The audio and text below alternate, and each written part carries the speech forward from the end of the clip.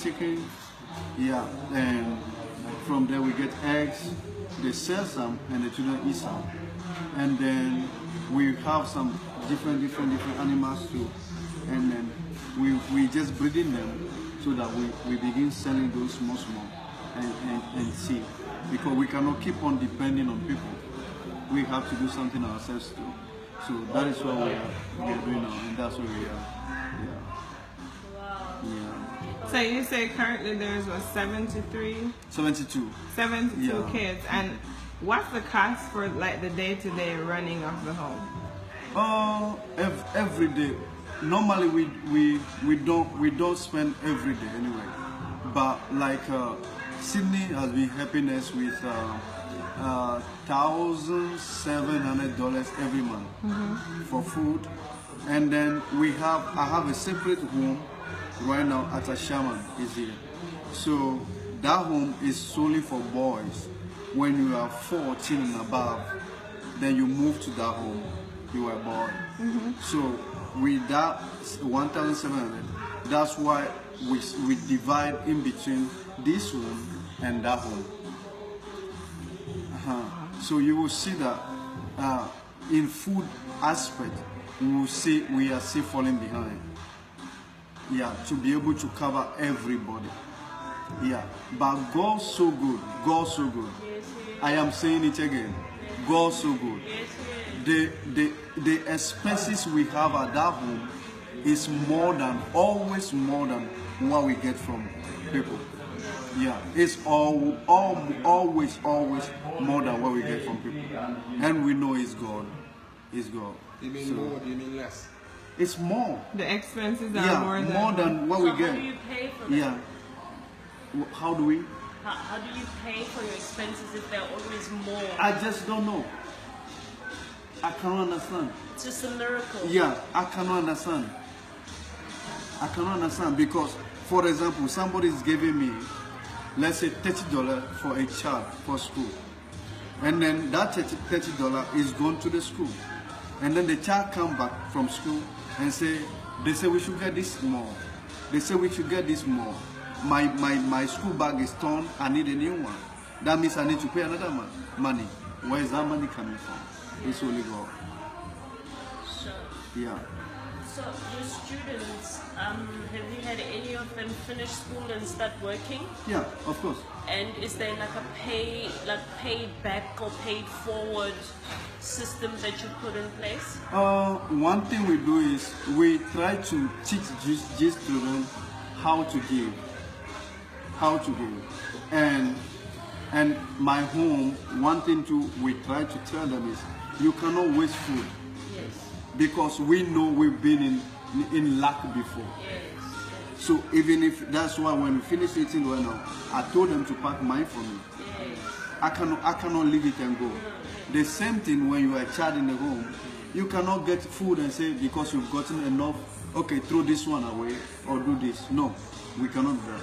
And then they have to also know that freely I've gotten, freely I have to give. Yeah. So some of them, sometimes you see them, like we are going to a village to give some clothes or something. They themselves go to the rooms, extra they have, they pack it, and they give it out. It is a good thing. Yes. So the next thing we know is we don't tell them that when you are done from here, come and bring money or bring something to the home. But they are with the education they are getting, and with the Bible we learn every day. Yeah. They themselves will know that I was here. If not this place, I wouldn't be like this. Indeed. They themselves will be able to do something for sure. And then I've been seeing them with them. I've been seeing them. One of them, the oldest one, who is Marvin, he just completed nursing school, and he's a nurse right now. Right. He called me earlier. By then we were about to close, and I told him, oh, he doesn't need to come again. He closed from work. He wanted to come, and I said, you didn't not to come again because we are closing. So Marvin, he will be there. Like Christmas, for example, he just go to the market and buy a shirt for me. Wow. Yeah. And then like Father's Day, for example, they themselves will organize and they will buy like this. They bought it for me. Yeah. Awesome. Yeah, so yeah, I've seen those things, and so I know they know what they are doing, and they know why they are doing it. Yeah, so that's it. We don't tell them you have to come and do, Yes, but yes. I know they will do. Yes, yes. What's the biggest thing you learned doing this? The The big, biggest lesson about life just by doing this? I know there are many, but just the one Yeah. that just comes to mind now. one thing I always say to myself: we came with nothing, and we also live with nothing. Right. Yeah, so we don't need to be arrogant, raise ourselves, let people see us. No, we are nothing. And then when you come to the room, I'll show you. I have some monkeys. These monkeys, they just think like human beings. They do everything like human beings. And many times I will sit down and I look at them. And you will see that the way we reason, they reason. The only difference is just the tail. So if animals could do that, so what is the difference then? So why are we so proud? Why can we bring ourselves so high that? Yeah. Yeah, so I think it is good to look at yourself like you are nothing. Yes. Yeah, even though you are something, you are still nothing. Yes. Yes. So that's my lesson. That's your biggest lesson. Yes. so far. Yes. Yeah. Wow. So this thing you do, you know, you don't exactly get paid to do it. You No. understand? And today you can decide I'm not going to do it again. You understand? And what I'm asking this question is, it's like everything in this world now. Every time you ask me to do something, the first thing is like, how much are you going to pay me? How much money am I going to make from it? Yeah. How much? You know, it's always that kind of thought constantly. You see. But it's amazing how you just decide, you know what, I'm just going to dedicate my life, I'm just going to give freely to these children. Yeah. You know, and I'm thinking to myself, how? Yeah. It might be a crazy question, but how do you do it? Yeah. Yeah. To be frank, I would say, I think this is what God really want me to do, and there is no way I can run away from this and to have my peace. Yeah. I remember I had friends who came to me and they said, "Oh, you got all this opportunity. Why can't you travel?"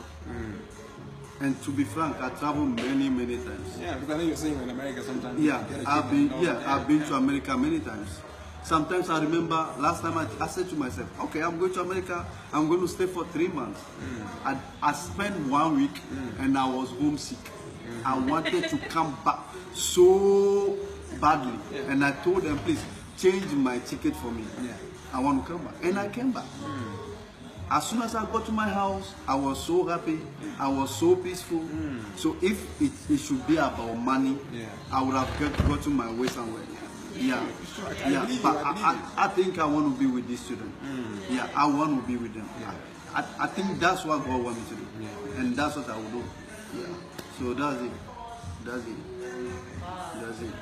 So your answer then, if I heard you correct, is how you're doing it is because that's where your purpose is, that's where your calling Yeah, is. that's all. where your natural Yeah. success is. Yeah.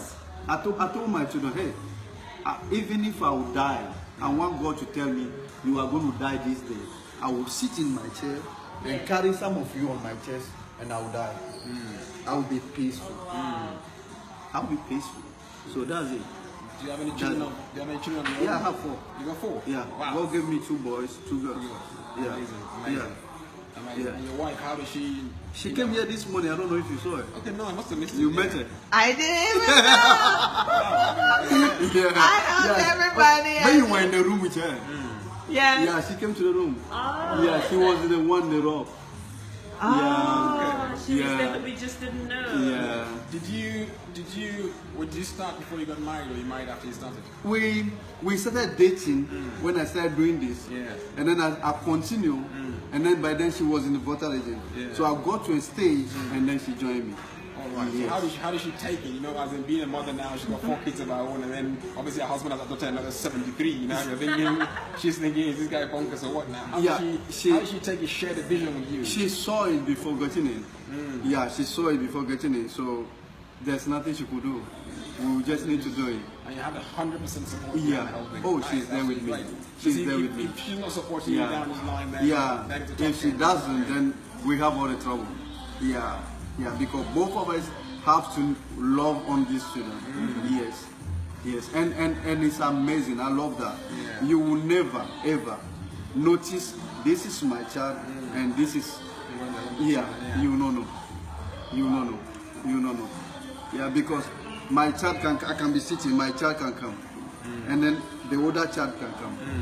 And then my child will want to sit here. Yeah. And then my child will try to tell this child, no, don't come. I will tell my child, get down. And I will take this one. To let him understand that he has a right too. Yeah. Yes. So there's no this thing like Just you need to observe so much to know that this one look like you so much before you know that that's my child. Wow. If you don't mind me asking, if you don't mind telling me, I love questions because I'm blown away now. How old are you? If you don't mind me asking. I'm 36 right now. 36 years old. Yes. 36, and you're doing stuff like That's this. amazing. And how long have you been doing this? Since 2006. Wow. Yeah, since 2006. So when your mates were partying in their prime and doing all the crazy stuff, you just found your passion, you're grafting, you're grinding, you're making sure that you follow your dreams and make it happen. That's it. Nobody can change it. Amazing. Yeah, nobody can change it. Amazing.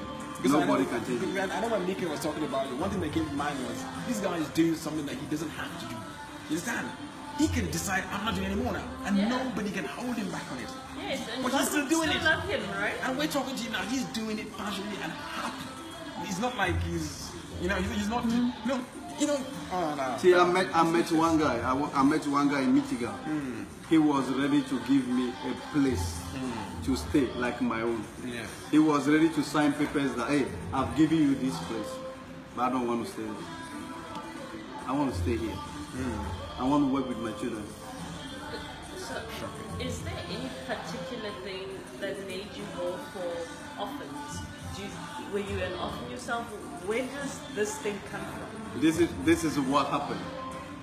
In 2004, I was in a church, and then I was working as an evangelist. And then in that church, pastors who were dating. Everybody was doing it. There's nothing like fornication. You don't need to do it. Everybody was doing it. So I tried.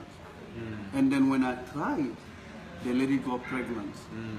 And then the lady and myself decided to go in for abortion, which we couldn't do. And then the last thing we decided to do was, if the child is born, we were going to either eliminate the child's life and then run away. So one day I went to the city trying to get food. And then when I came, she already delivered. And I asked her, oh, so did you do what we said? She said no. And I said, okay, then I'm going to do it. I said, well, the child is in the room. I walk inside the room, and the child was on the mat. And then I look into the child face, and it's like the child smile. So when I saw this, in my heart, it's like, you. And then I knelt down, and I started confessing to the baby that, please, I'm sorry. This is what we wanted to do. Sister, oh, please forgive me, forgive me. All of a sudden, I heard this voice. I am done with you. Go and save children. That was all. Wow. That was all. So when from there, I went back to the church, and I told them I sinned against God. And then they disciplined me. When they disciplined me, I was under discipline more than a year. Yeah. And later on, they restored me and prayed for me. And then when I moved away from there, I moved to Accra. And then I have a friend who already knew some orphanage that collapsed. Because the owner of the orphanage abused on the girls. So all their sponsors, everybody stopped. So my friend told me if I could talk to this man and see if you will allow me to take over, since I have the same passion. And I said, okay. Truly the man came, I talked to him, and he said, oh, he cannot do anything. So if I want to take it, I can go ahead. So those children are the older children right now I have. So that's from there from there, and this is where we are now. So that is how the whole thing started. So since then, I see any child, it's like, that child, it deserves to be protected. I have to keep that child. I have to help. So when I started, and then I said, hey, I have to do something. And I went back to school of social work, and I finished, and I came back to my work. So that's what we do. Wow. Yeah. Wow. Wow. I find it always.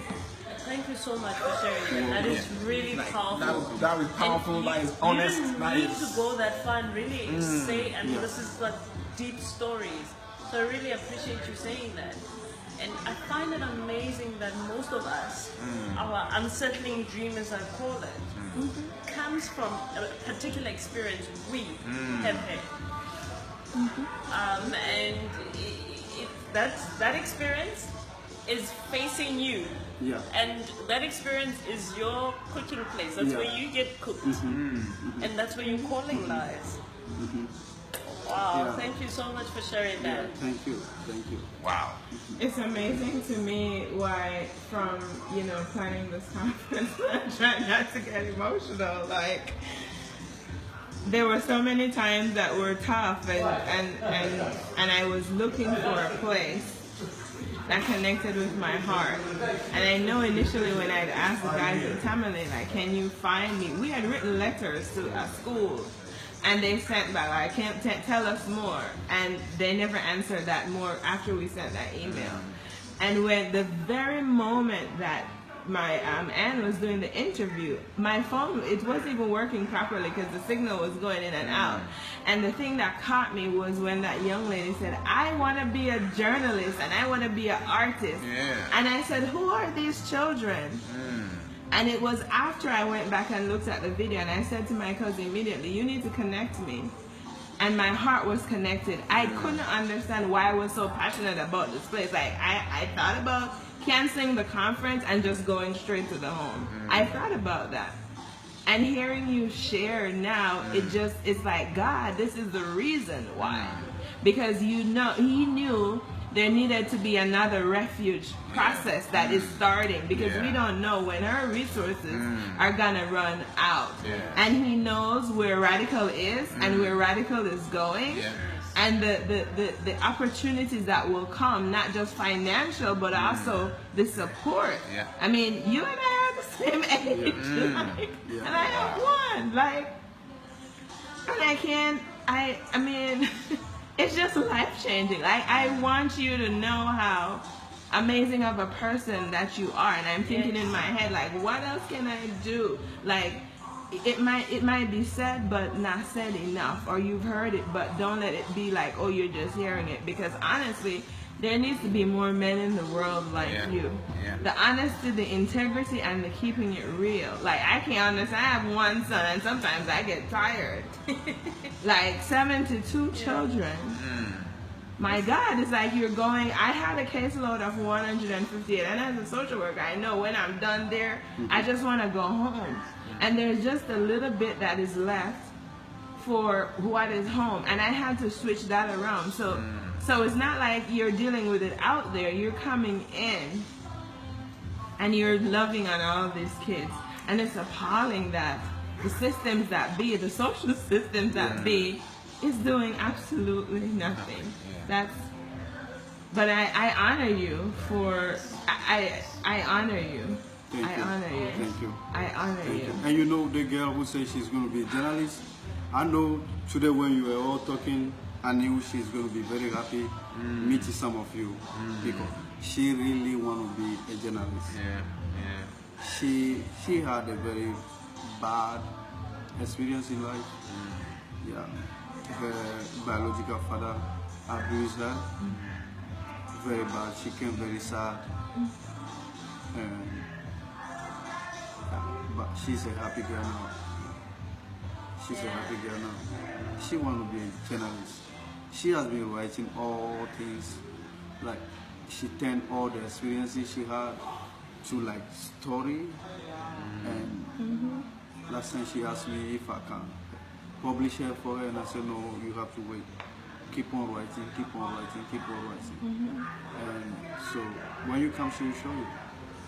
Yeah, she's very smart, very entertaining, very happy. But one thing that is hard for her is if others, they are sitting and others are talking about maybe something they remember about their hometown, their family people, then she'll be sad. And yeah, she'll remember all those things. So the father was jailed recently for that, but I did not tell her. Yeah, I did not tell her. So yeah, she will really be happy meeting some of the people. And, yeah. I'm so in awe of you. I'm so in awe of you. I've got goosebumps all over my body because you just are an embodiment of what I truly believe we should be. When we hear that call inside of us, we should not run. We must stick with it because in it is the blessing for the people. Like, that's where no tree grows for itself. No tree bears fruits for itself. Each tree grows to serve. The fruits are to feed everybody else. So I truly honor you and the love that's in your heart. We need more men like you, more men who are saying everybody deserves to live. And it's enough of the abuse. So really, I don't know, words fail me. You are one of the reasons why I think I truly want to be wealthy, so that I'm able to help. This is where the money needs to go to. Anyway, being poor doesn't help anybody. We don't help anybody staying poor. It doesn't. But when we have the money, it gives us the options, it gives us opportunities to serve. So maybe let me ask you this question. What would you like people to do to assist? Sometimes just visiting the home, talking with the children, loving on them is one of them. Right. If you cannot do that and you feel like supporting towards education or towards feeding, it is also good. But the most of all, prayer. Remember us in your prayers all the time, because our children do all the time. Every morning devotion, they say, let us pray for volunteers, let us pray for people who support us. They do that every morning. Every morning. So those are some of the things, because we need them all the time. And we've seen God. It is marvelous. I remember there was one child that was brought to the home, and this child, when we did medicals, then we found out he was HIV positive, a small boy. And then they did it in about 2 main hospitals we have here. They did it, and then they even said he must go to hospital and be taking some drugs, which we did not even do. So there was this American family who contacted social welfare that because of the status of the child, they would like to adopt this child. And truly, American Embassy and the social welfare here, they speed up the thing because they want the child to get to America and have good, So they did, and within about 1.5 to 2 months, everything was done. Wow. The child was gone. They went to 3 different hospitals. And then before then, I want to remember this. When people come, people say this child is having HIV, you don't need to mingle him with children, you have to get a separate bowl, a separate fork, a separate dish for him, everything separate for him, because they don't want other children to be contaminated. I was tired. And I told the children, hey, can we just join hands and pray for Freeman? His name is Freeman. We did. And then we all forgot about it. After the child is gone, they went to 3 different hospitals in US. They've never seen HIV in the blood of the child. Never. I went there, I saw him, he hugged me, I carried him for a long time, I stayed with them, and then I left again. He's fine. He's doing well. He's with the family now. He's fine. No HIV. I remember just recently, That is so good. these traffic children they brought, not knowing one was having epilepsy. Early morning, like 5 something, he woke up, and by the time we went out, we saw him on the park.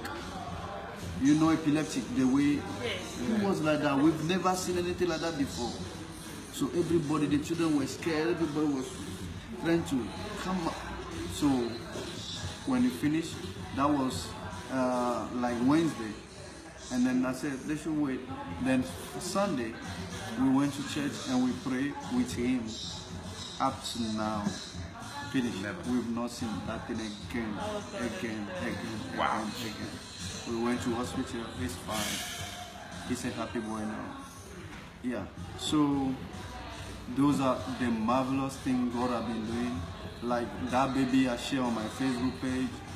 You will meet her. They are visiting us right now. We met her at the roadside in their village, and she was very skinny, and she was just like a step to death. We stopped, and I asked if we could pray for her, and they said yeah, we could pray. We prayed for her, and I told them, can they bring her here in Accra? They brought her. We took her to hospital. They said there was no sickness in her body, nothing. They found like sickness, and that's the baby now. Change, grown, heavy now. You come and you meet her. Yeah. So those are some of the things God has been doing. It's very wonderful, and I believe that once He calls us and we remain on His path, He will always do what He wants to do. And He might not be a human being. Yeah, that's it. Wow. We salute Wow. you, my brother. Wow. We salute Wow. you. Wow. Blown away. Thank you. Thank you. Thank you I so have much. nothing to say except we are going to figure out to get that buff. And actually now the mission is even bigger because sustainability, Yes. growth. My goodness. Thank you so much. Thank you. Thank you. Thank you. I'm gonna